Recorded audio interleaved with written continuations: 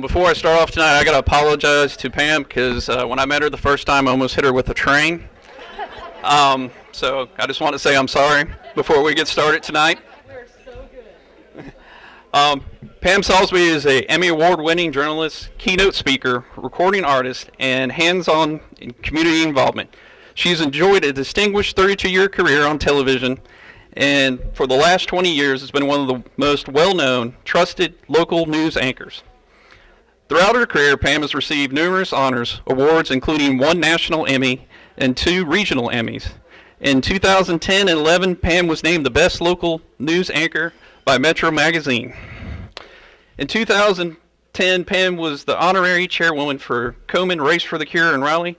She's also received numerous honors for her participation in the fight against breast cancer. Pam was recognized for using her own video to document the journey of 2 local women fighting cancer. She serves as advisor board for the Family Health Ministries. Pam also volunteers for Durham VA Medicine, where she sings to the sick and wounded veterans. Pam. And that's a sweet voice in it. You that don't have her singing. She gave me one, but that was my fun. And for those of you who don't know, Pam has released an album, jazz cover called The Full Measure of a Woman.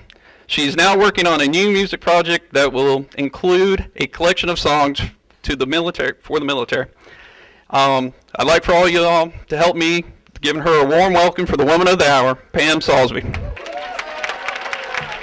Please sit down. Thank you for that. I am so glad I made it. I always say that in my Oprah voice when I get excited, because Oprah always sings everything like, you're going to get a car, and you're going to get So I'm so happy I made it to celebrate the Wright Center. Y'all can hear me all right? Okay.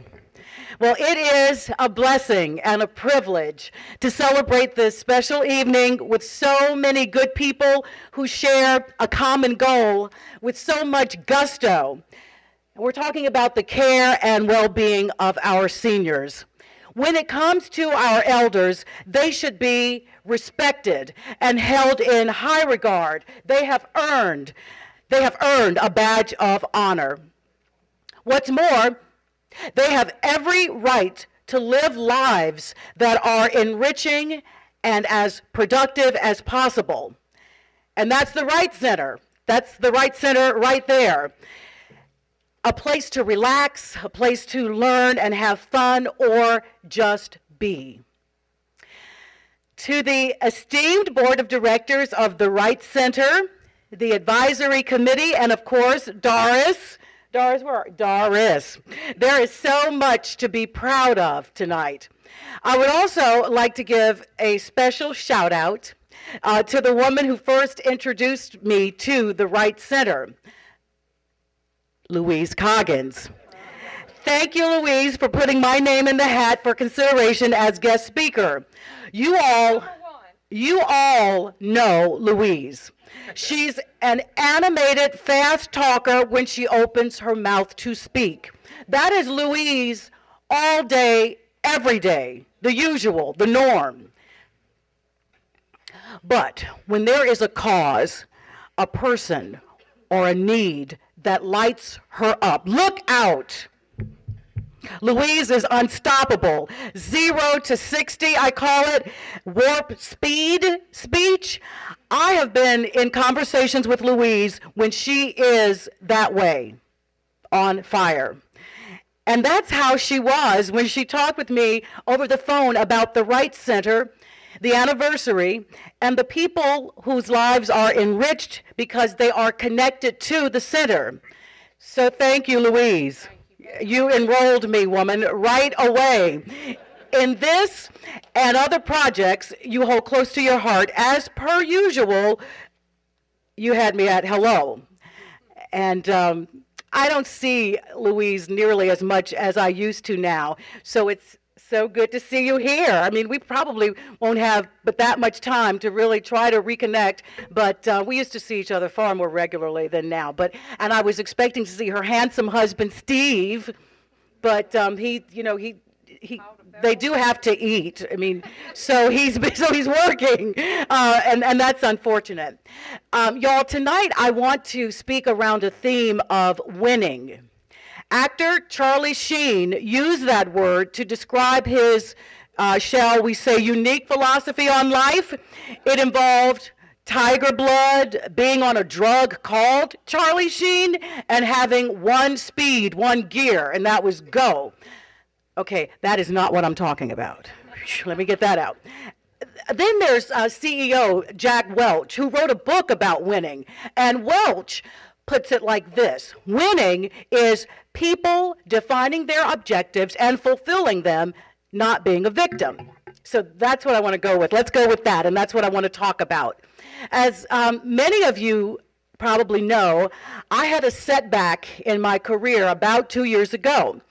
I was fired from WRAL, but I could not legally pursue work at another TV station or another radio station because of a clause in my contract that the station chose to enforce even in a down economy.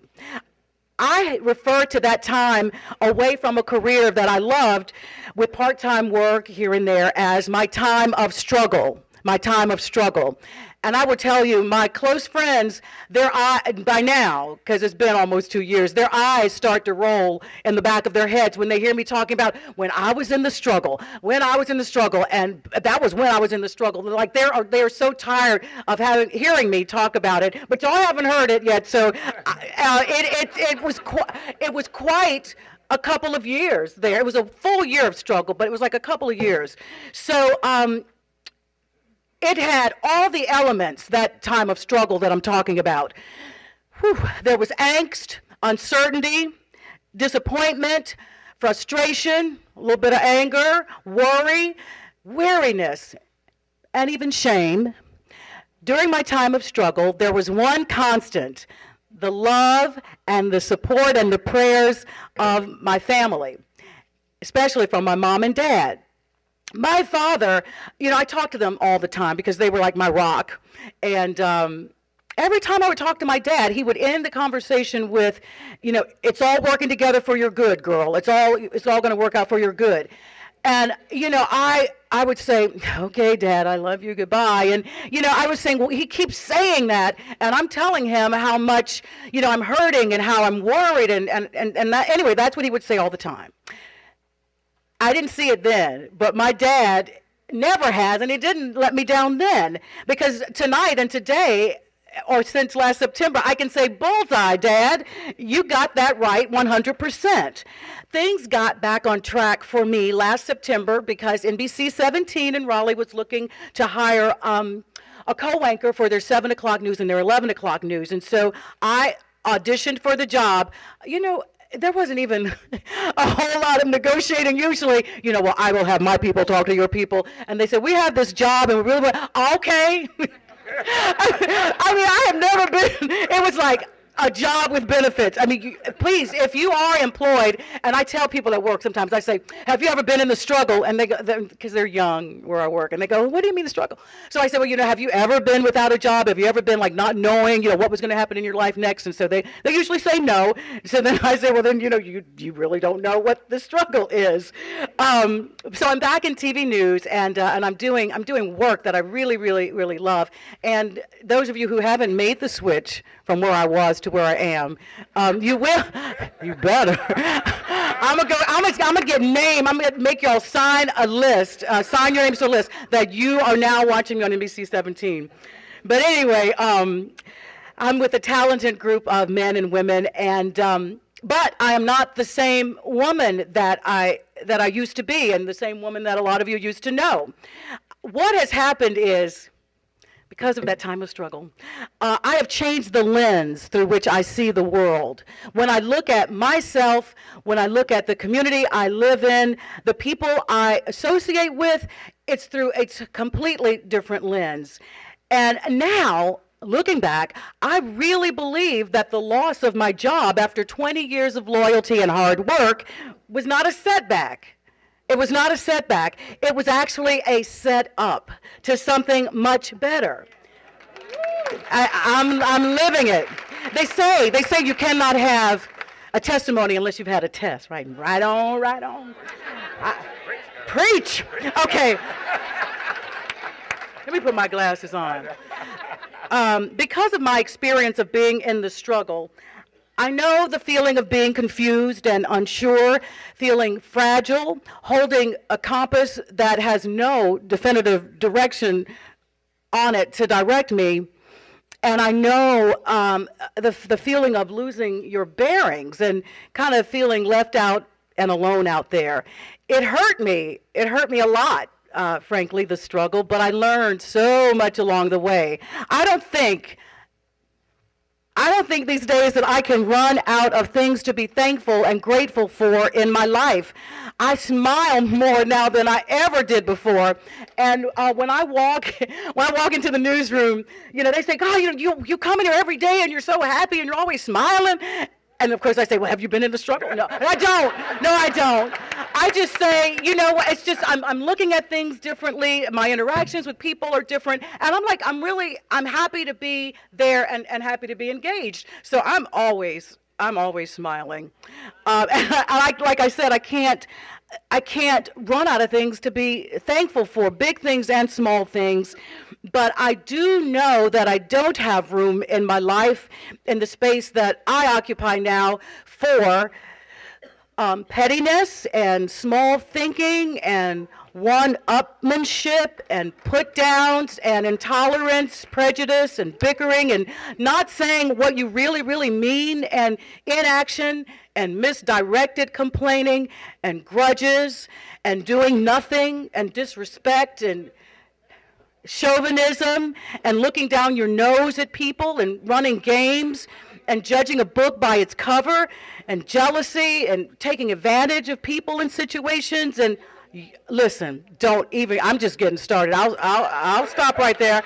Cause that's where I am now, and I do need to finish this speech because I need my job. I need that job, Louis.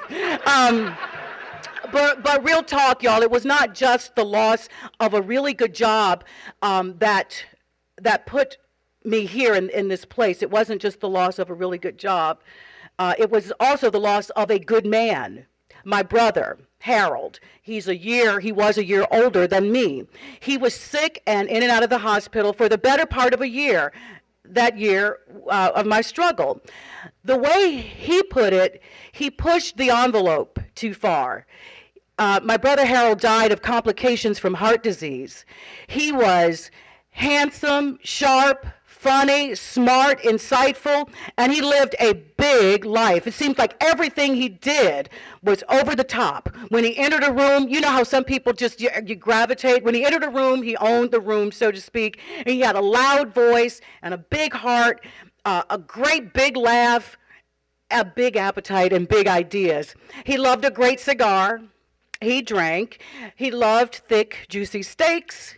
He loved pigtails and rice. He would beg my mom, He loved pigtails and rice and chitterlings and ribs and like he said, he pushed the envelope too far because he knew there was the potential for trouble. He knew that was possible, but he kept thinking, not really, and that's what he told us.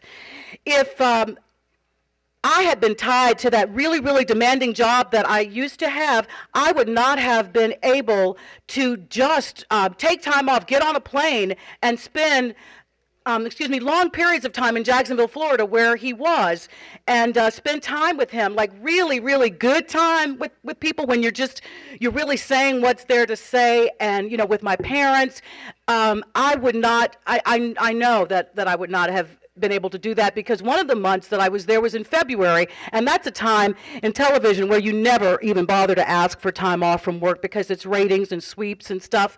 And so I got to spend, I knew that if I had not been out of work, I wouldn't have been able to do that with him. So all of a sudden I had extra time, more downtime than I have ever had in all of these 30 years that I've been doing this. So there were struggles around, and those struggles just weren't mine. The family was struggling. But through all of that, my family has always been close, but that situation made us even tighter. You know, they say, I guess, tragedy and conflict, it can either bring people closer together or, or make you fall apart, farther apart, but it really brought us together. And it's like, it's everybody, not just, my sister, it's the nieces, the nephews. It's a different way that we interact with each other now in a way that we didn't do before, that's really pure and honest and deep. And something else wonderful developed out of my year of struggle away from journalism. I no longer had to present myself as unbiased, neutral, and objective.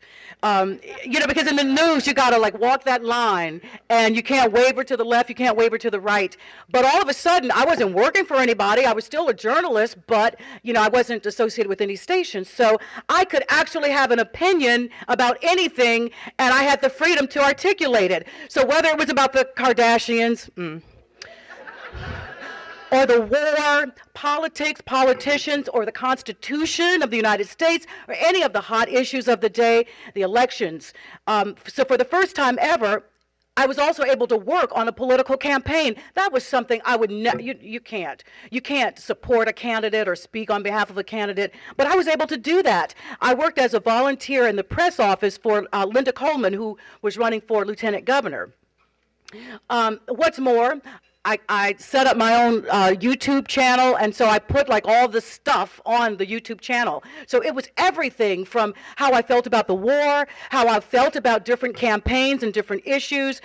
I was even talking about things like Ugg boots, because they're so, well, anyway, Ugg boots, and I started talking about black women and our hair issues, and I talked about a constitutional amendment about marriage being recognized only as a union between a man and a woman. My daughter is gay, and I, with her permission, broadcast on YouTube my position on same-sex marriage, and I got like more than 7,000 hits, which is a pretty good number of people who are looking at it and saying one thing or another. So my daughter is my heart, and I want her to be happy in love and have the same rights and protections as men and women who marry. And if I'd been working on television, I would never been able to articulate that. I would just have to read whatever was voted on, whatever was decided on, and whatever laws or whatever, and just keep it moving. So it came at this whole thing of losing my job just came at a wonderful a time for me, and the things that I was able to do and the actions I was able to take. These are things that I never would have been able to do before. So I did that, and it felt really good to be out and open about my feelings. So that and other events that I've mentioned really changed my life. And like I said, it forced me to look at things through a different lens, look at my world and my part in it, and what I was doing. So I don't want to change. That's the thing. Like, I like the space that I'm in. I don't want to change. But you know how it's so easy to if you're kind of in new territory, it's easy to go back to what felt comfortable and normal and what you'd been doing before for so many years, 50 plus and all that. Plus. Okay, Louise said 50 plus one. I love her. On so many levels. So I practice something daily to stay in this moment, to keep this new lens that I'm talking about sharp and focused and clear. And here's what it is. I make 4 agreements with myself every day, and I evaluate if I'm honoring those agreements or if I've gone off the rails, so to speak. And I do it every day, and I have to, because it's hard. It's 4 agreements. The first one is to be impeccable with your word. The word is not just a symbol. It's not just a sound. Your words have force. So my first agreement is to be impeccable with my words. And the second agreement is don't take anything personally. Oh gosh, how it is so easy to make things about you. And this landed on me this way, and so I feel this certain way. It's one of the hardest, although they're very difficult. Don't take anything personally. Nothing other people do feel, think, or say is because of you. It's because of themselves.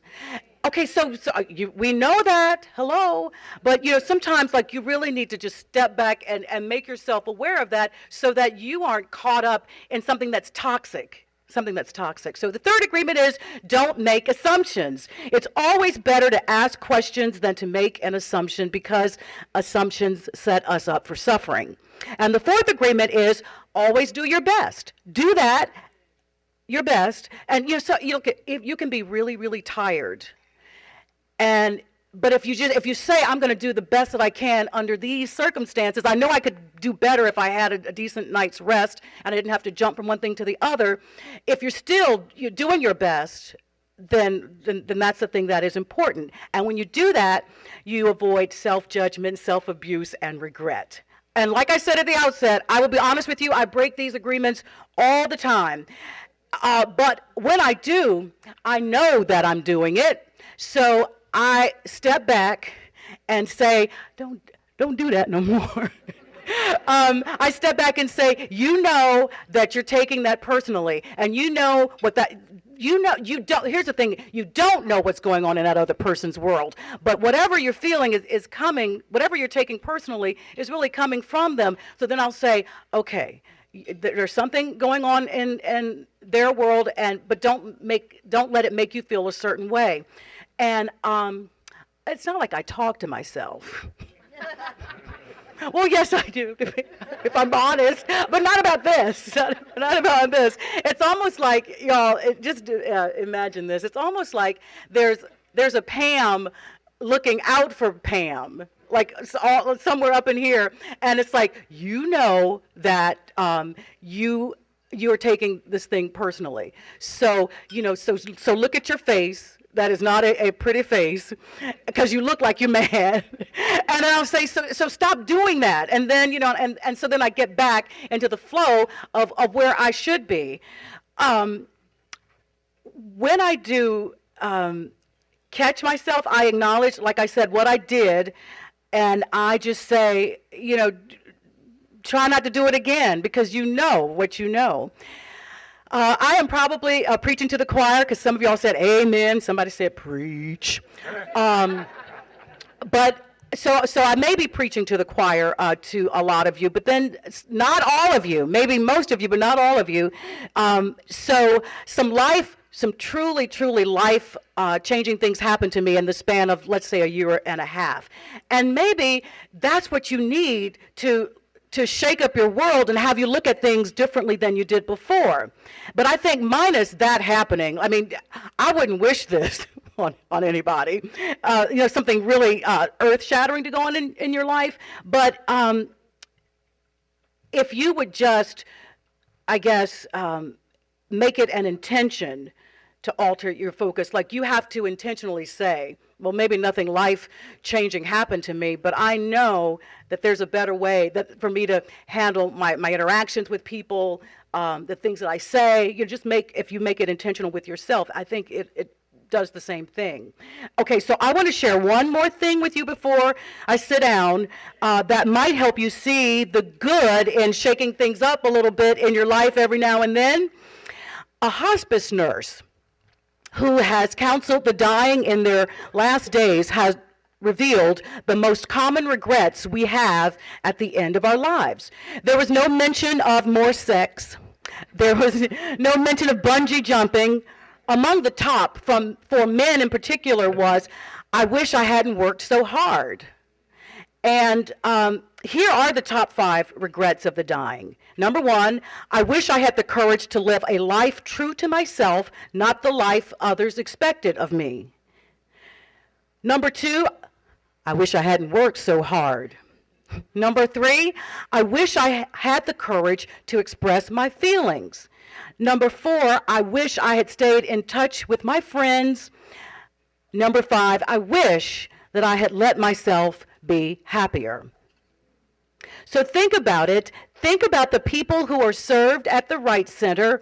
What would winning look like in their roles? If you keep in mind that these are some of the regrets of people who are really getting on in years, and how you and they could benefit by agreeing to, as much as possible, where it is appropriate and where it works, to use the words, go for it. If you know what regret is, that they wish they'd been happier, then find a way to help them go for it. If they regret that they didn't call their friends more, then, help them and tell them to go for it, because that's what winners do. I would like to thank you for listening, and just really thank you, especially those who have direct contact with the Wright Center, for the contribution you are making in the lives of men and women who choose to make the Wright Center a touchstone for good health, continued learning, and recreation. Congratulations for 24 years of awesomeness. Happy anniversary, and thank you.